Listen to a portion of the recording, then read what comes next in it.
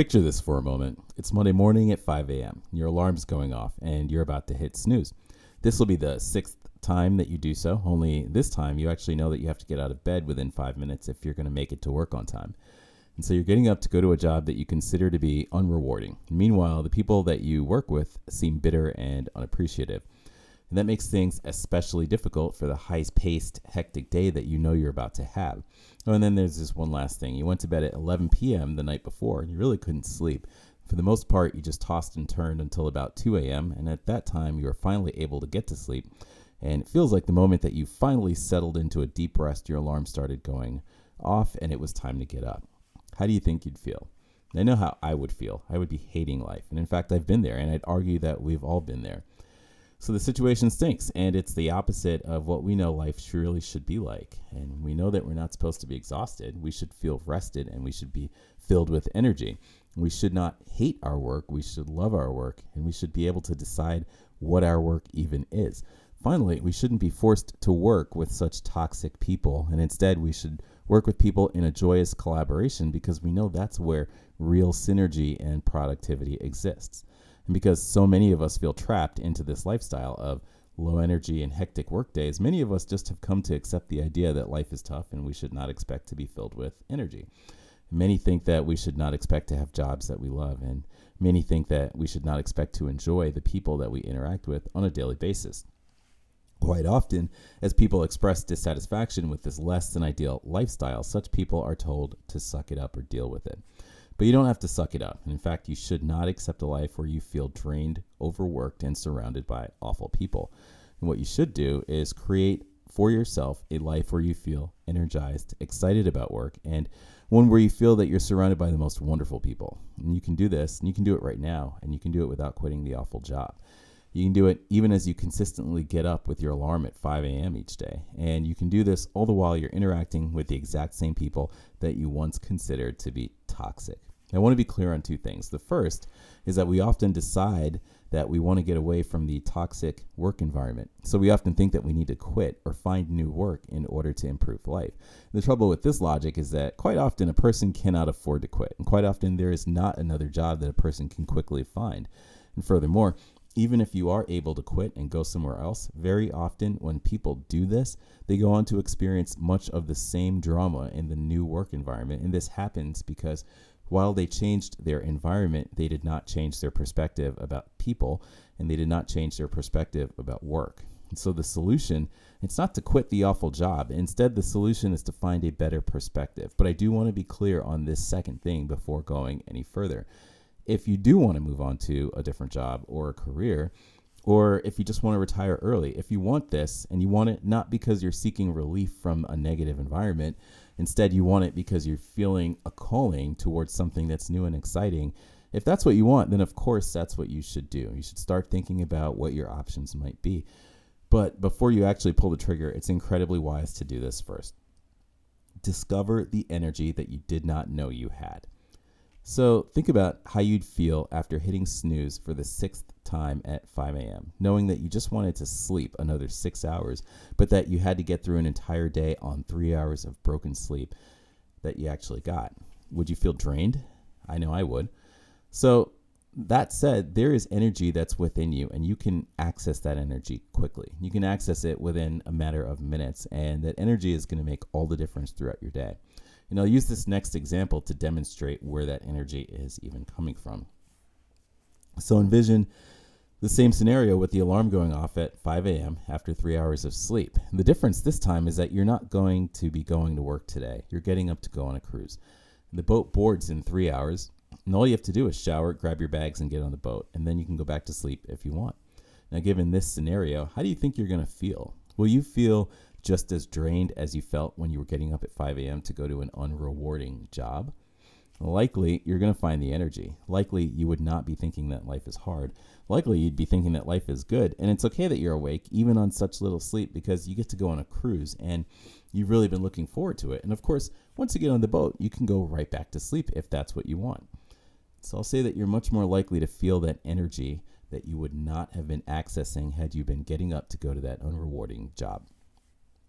Since you're going on the vacation, You're more likely to express feelings of joy and confidence, and you're more likely to move at a greater speed and a greater efficiency than if you were going to work at a job that you hate.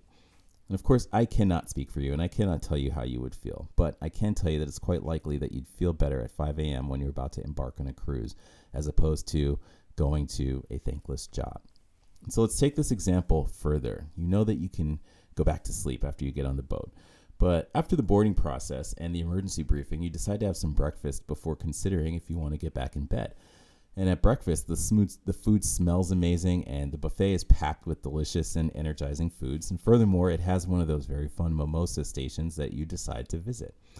And so as you sit to eat and sip on your mimosa, you notice that someone very attractive is sitting across to you, and you notice each other, and there is this instant connection that forms. So tell me, on 3 hours of sleep, and after boarding the ship, getting settled, and then meeting this deeply attractive and interesting person at breakfast, at this point, do you think you're going to choose to go to bed, or would you choose to stay awake and see where this interesting interaction goes? Would you feel energized and eager to see where the day takes you? I know I would, and I think it's likely that most people would. On the exact same 3 hours of sleep that would have left you feeling drained and beaten had you gone to work on this day. Instead, you feel energized, curious, hopeful, and satisfied. And so eventually your body is going to tell you that whether you like it or not, you're going to get some rest. But in this scenario, you weren't feeling drained and beaten. You were feeling excited and eager until the moment that you finally passed out. The difference between going to a thankless job and going on a cruise, that difference is your appreciation and the resulting energized state of mind when you're on the cruise.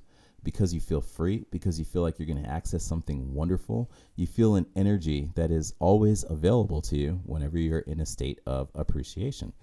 And it's easy to appreciate the cruise. Meanwhile, it seems almost impossible to appreciate the thankless job, but there's an extreme value in finding appreciation at the thankless job.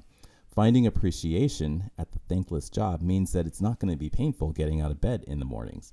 And as you have appreciation for the work that you're going to be doing, getting into bed the night before is going to be easier because you're not stressing over the day that's ahead of you. And it's likely that your sleep is going to improve. And because your appreciation is energizing, you're going to be just fine getting out of bed at 5 a.m. And so that energy that you have, it's tied to your level of appreciation for yourself and your appreciation for what's happening. So if you turn your attention to what you appreciate about you and what you appreciate about your environment, your energy must increase. And it might seem hard to find appreciation in that quote unquote toxic work environment. But what's actually making the environment so toxic is your attention to the flaws of the environment.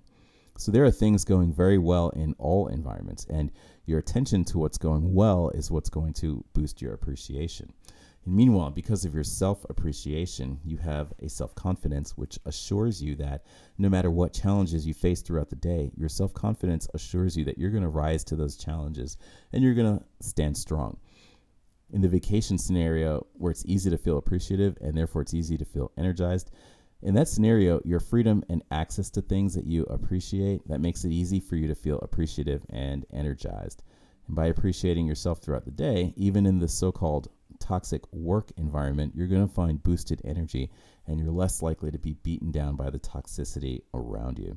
And as you get better at the self-appreciation and better at the self-confidence, you're always going to feel energized and strong, even when the silly things are happening around you.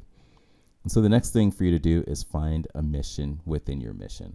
And you might have a lot of creative freedom at work, or you might have a micromanaging leader who makes it hard for you to feel free.